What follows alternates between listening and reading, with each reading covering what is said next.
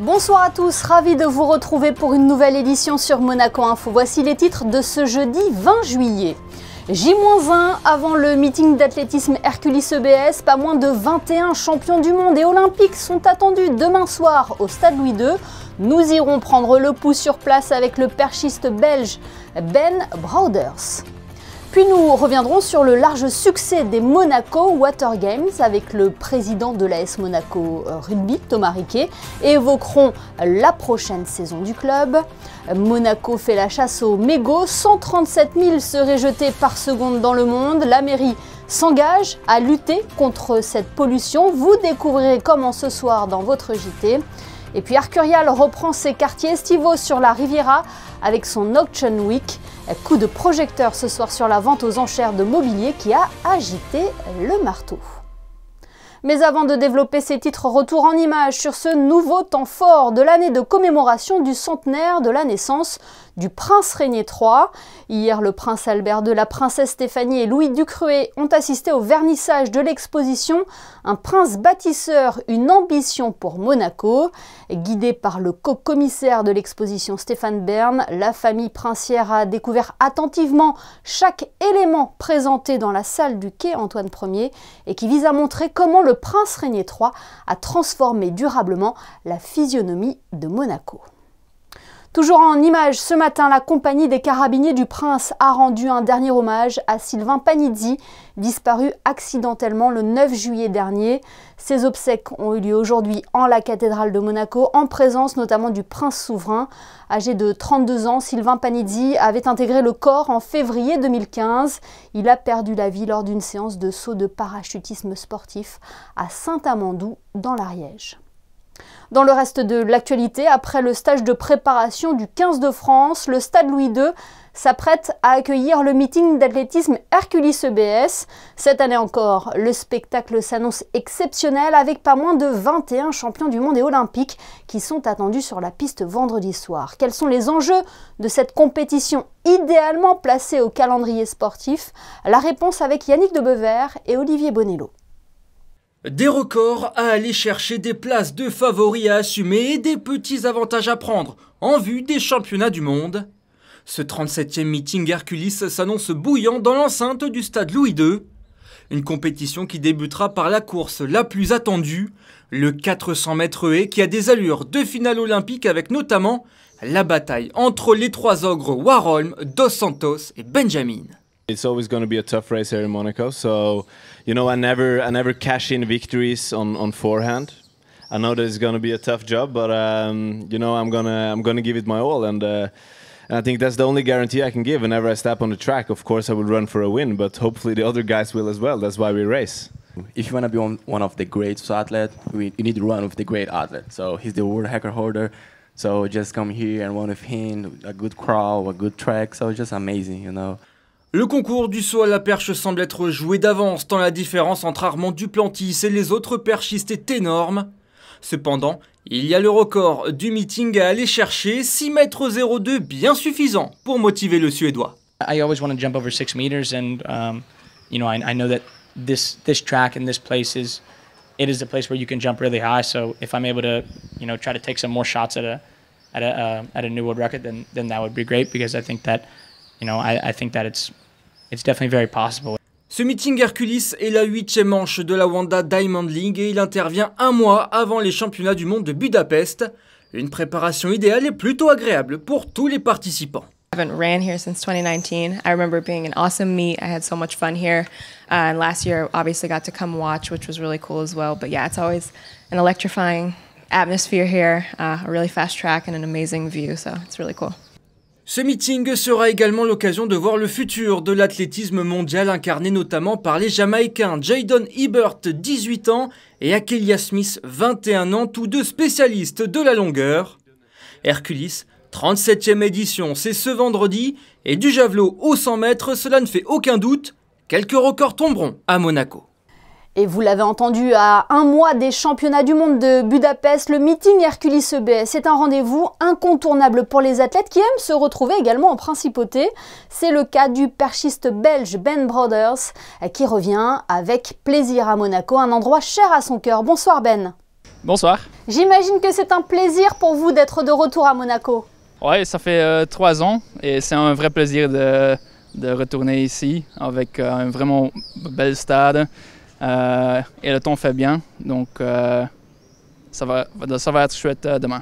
Que représente ce meeting pour vous, Ben? Pour moi, c'est mon début au Diamond League.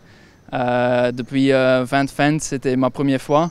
Et c'était, je crois, la seule compétition qui avait des spectateurs. Donc pour moi, dans ma cœur, c'est quelque chose de spécial. Comment vous avez préparé ce rendez-vous? L'année a plutôt bien commencé avec ce record de Belgique en salle. Oui, l'année est bien. Je suis changé de coach cette année, donc c'est quelque chose qui doit encore trouver un peu son vibe.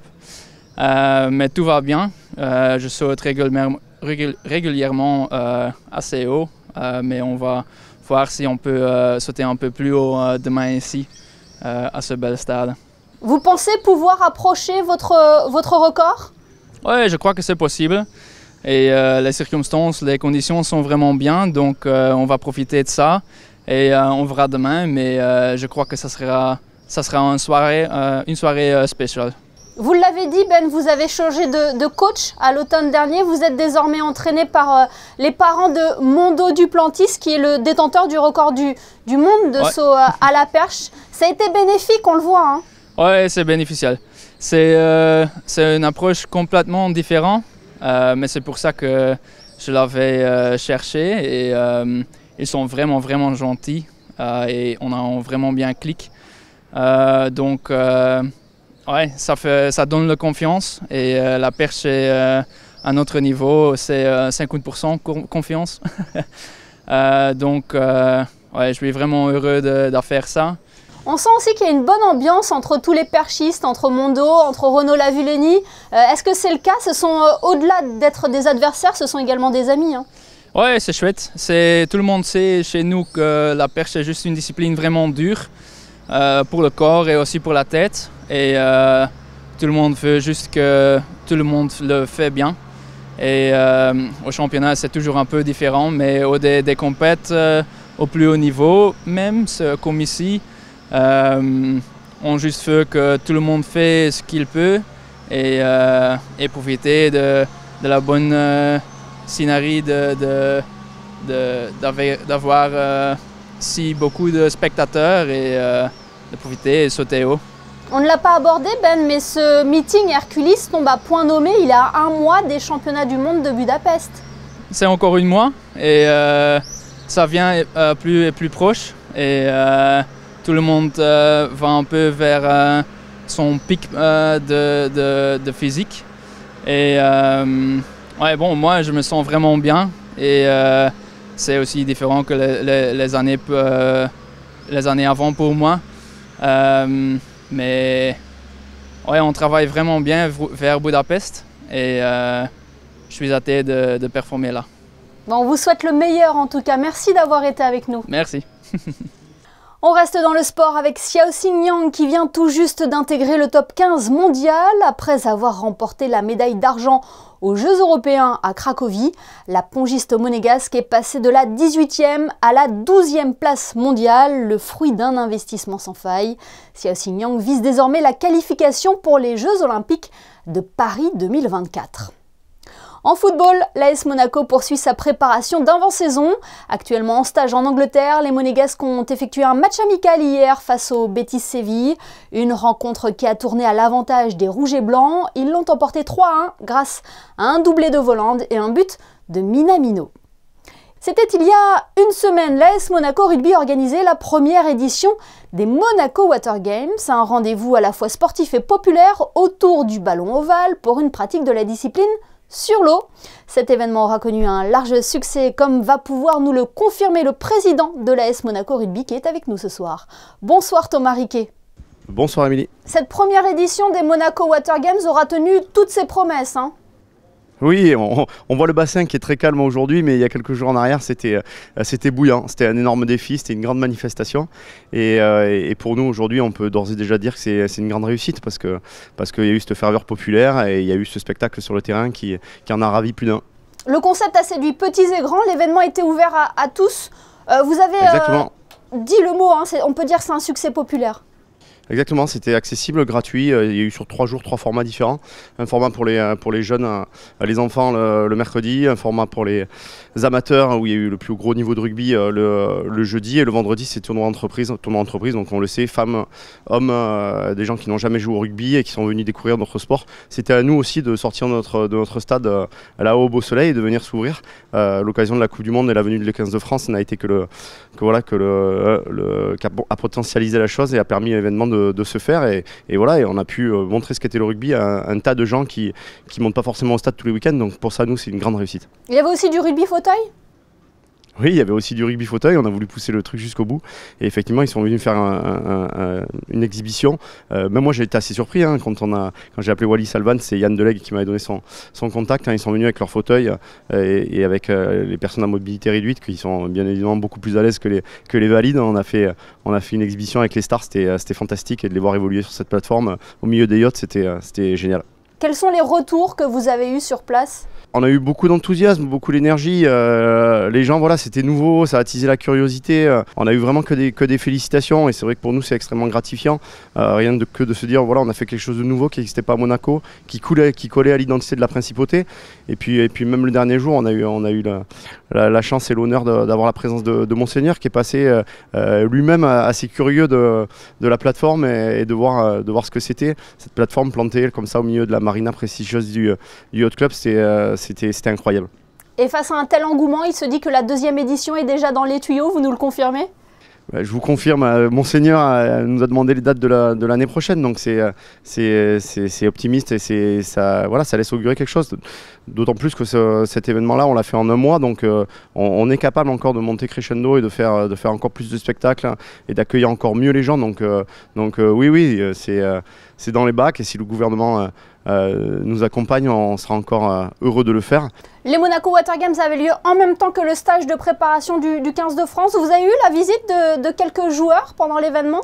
Alors malheureusement, on n'a pu que les croiser sur le Marriott et au Stade Louis II lors de l'entraînement ouvert au public, mais il y avait une sacrée semaine puisque mardi il y avait l'entraînement ouvert au public du 15 de France. Après oui, on a eu le médecin de l'équipe de France, on a eu pas mal de membres du staff qui sont passés, préparateurs physiques et kinés et consorts, mais malheureusement on espérait qu'ils passent, mais on a eu d'autres stars qui étaient présentes, notamment Maxime Mermoz, vice-champion du monde, Fanny Horta, vice-champion olympique, donc il y avait un plateau de stars qui était assez conséquent, et voilà, il n'a manqué que les joueurs de le 15 de France, mais c'est pas grave, on leur a donné rendez-vous l'année prochaine. Un mot Thomas Riquet sur la saison 2023-2024 de l'AS Monaco Rugby. Les joueurs ont repris le chemin de l'entraînement cette semaine avec un nouvel entraîneur, David Bolgashvili.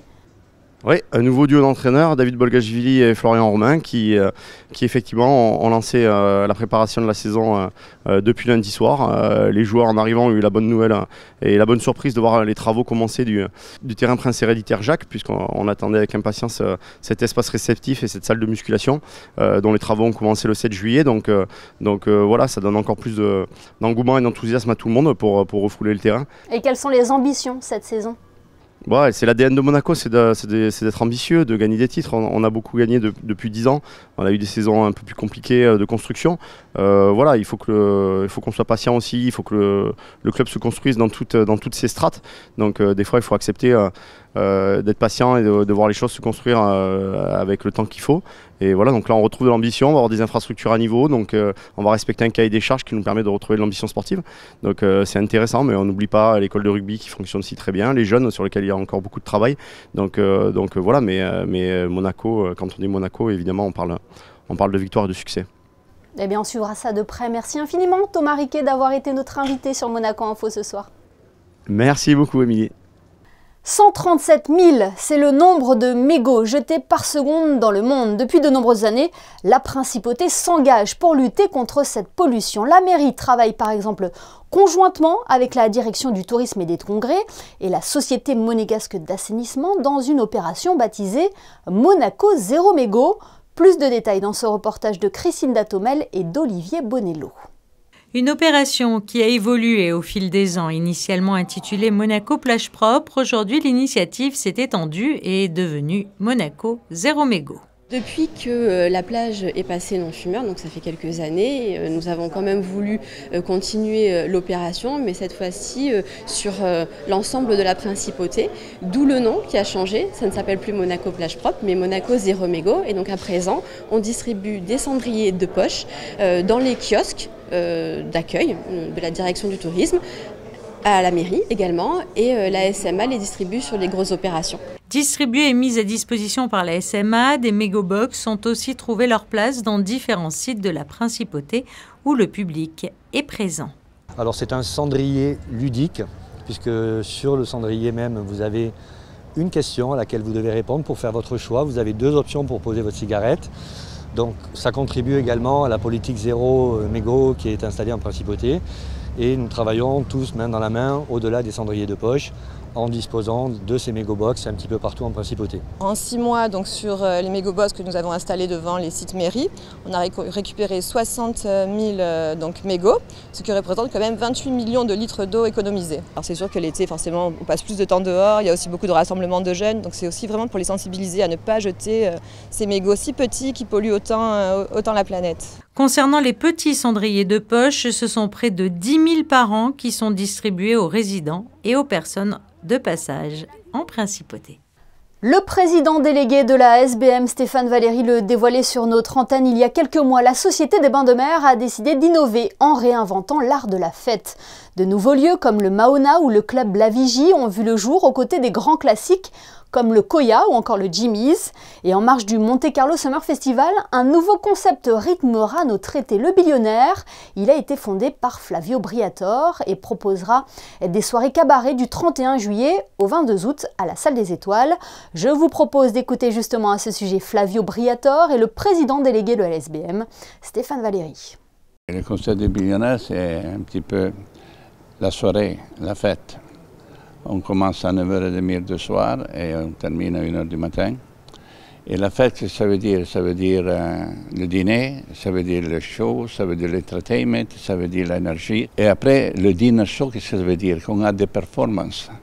On a des danseuses, des special acts qui sont dans ce moment les meilleurs du monde. On a tous des médailles, gold medal partout. Et on a réuni tous les plus grands, tous les plus forts ici à la Salle d'Étoiles à Monaco. C'est un concept international qui a fait ses preuves notamment à Dubaï. C'est un concept ultra festif avec un show incroyable de danseurs, de danseuses, de chanteurs, de chanteuses, d'acrobates, autour aussi d'une très belle gastronomie, puisque ça c'est important pour la SBM. Donc il y a un grand chef qui vient présenter donc, une cuisine inspirée par l'Italie et par l'Asie. Voilà, ça va être, je crois, des moments ultra festifs attendus par les résidents de Monaco, mais aussi tous les touristes qu'on accueille cet été. Je crois qu'on met ainsi Monte Carlo franchement au niveau des plus belles destinations, des plus beaux spectacles de la Côte d'Azur. Rappelez-vous, il y a quelques jours, nous vous présentions des pièces exclusives et d'exception mises aux enchères lors de la Monaco Auction Week. Le 18 juillet dernier, un diamant princier a été adjugé pour 4,65 millions d'euros. Un bijou introuvable de plus de 76 carats qui s'admire généralement en musée. Ce soir, coup de projecteur sur une autre vente de la maison Arcurial, une vente dédiée au design et au mobilier qu'ont pu suivre Émilie Terrasson et Hugo Comassa. Plus d'une centaine de pièces ont été mises aux enchères par la maison Arcurial hier à l'hôtel Hermitage. 2 collections ont été présentées, la première composée de céramique et de verre et la seconde d'un ensemble de pièces italiennes des années 50. L'objectif premier était de faire découvrir et de faire pour la première fois une vente de design à Monaco.